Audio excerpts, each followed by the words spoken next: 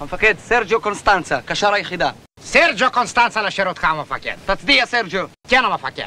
תגיד לי, המצרים מתקרבים למוצב.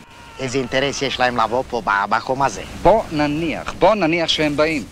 נניח! עזוב את הסיגרים. זרוק רימון. על מי? זרוק אותו! לאן? על המצרים! על המצרים! על המצרים! תחי מדינת ישראל! כל הכבוד לצה"ל!